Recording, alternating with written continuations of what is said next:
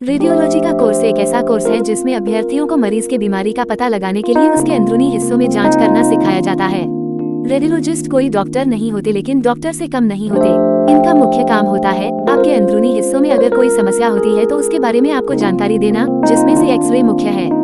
Radiologist बनने के लिए क्या करना पड़ता है? रेडियोलॉजिस्ट बनने के लिए आपको सबसे पहले 12वीं पास करना होगा, अर्थात स्नातक तक की पढ़ाई पूरी करनी होगी। किसी अच्छे से कॉलेज में एडमिशन लेना होगा और रेडियोलॉजी का कोर्स कारण होगा। आप चाहे तो रेडियोलॉजी थेरेपी या मेडिकल रेडियो डायग्नोसिस में डिप्लोमा भी कर सकते हैं। साथ ही आपको MBBA करना होगा, उसके बाद रेडियोलॉजी में MD करना होगा। क्या भारत में रेडियोलॉजिस्ट की मांग है? इंटरनेट की कुछ साइट्स के मुताबिक फिलहाल भारत में 10,000 से भी कम रेडियोलॉजिस्ट मौजूद है। इससे इतना तो पता चल ही जाता है कि वर्तमान समय में रेडियोलॉजिस्ट की मांग भारत में काफी अधिक है। अगर आप इस फील्ड में अपना करियर बनाना चाहते हैं, आपने भी ये देखा होगा आपके आसपास एक ही रेडियोलॉजिस्ट होंगे, मुश्किल से 2 हो सकते हैं। फिलहाल भारत में रेडियोलॉजिस्ट की काफी कमी है, इसलिए इनकी डिमांड भी काफी ज्यादा है। आप अगर मेडिकल फील्ड के विद्यार्थी हैं, तो आपको रेडियोलॉजी बनने के बारे में जरूर सोचना चाहिए। रेडियोलॉजिस्ट की सैलरी कितनी होती है? रेडियोलॉजिस्ट को उनकी सैलरी अनुभव के आधार पर मिलता है। अगर एक नया रेडियोलॉजिस्ट है जिसकी 0 से 5 साल का अनुभव है, तो उसको 21,737 रूपए मासिक वेतन दिया जाता है। वहीं ज्यादा अनुभवी रेडियोलॉजिस्ट की सैलरी 56,000 से 63,000 तक होती है। इसके अलावा भी रेडियोलॉजिस्ट की कमाई के काफी सारे स्रोत होते हैं, जिससे वे मोटा पैसा कमाते हैं। क्या मैं बिना MBBS के रेडियोलॉजिस्ट बन सकता हूँ? जी नहीं, आप बिना MBBS के रेडियोलॉजिस्ट नहीं बन सकते हैं। आप अगर रेडियोलॉजिस्ट बनना चाहते हैं तो आपको MBBS की पढ़ाई पूरी करनी होगी, उसके बाद रेडियोलॉजी में MD करना होगा। कौन सा बेहतर है, BSc नर्सिंग या BSc रेडियोलॉजी?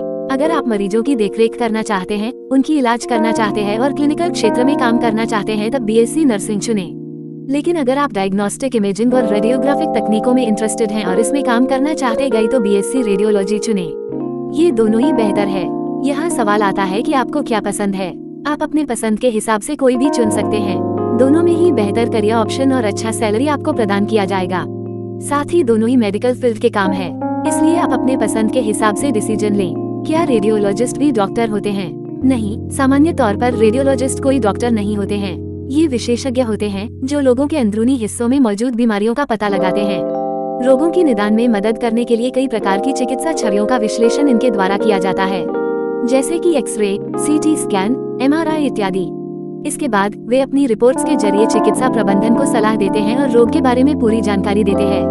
रेडियोलॉजी के लिए कितने मार्क्स चाहिए? रेडियोलॉजी के लिए कोई मार्क्स फिक्स नहीं है, केवल आपको जरूरी परीक्षाओं को थोड़े अच्छे मार्क्स के साथ पास करना होगा।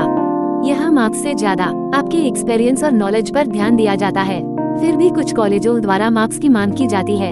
इसके बारे में पता लगाने के लिए आपको उस कॉलेज में जाना होगा जहाँ से आप रेडियोलॉजी का कोर्स करना चाहते हैं, वहीं आपको इस बारे में संपूर्ण जानकारी मिल सकेगी।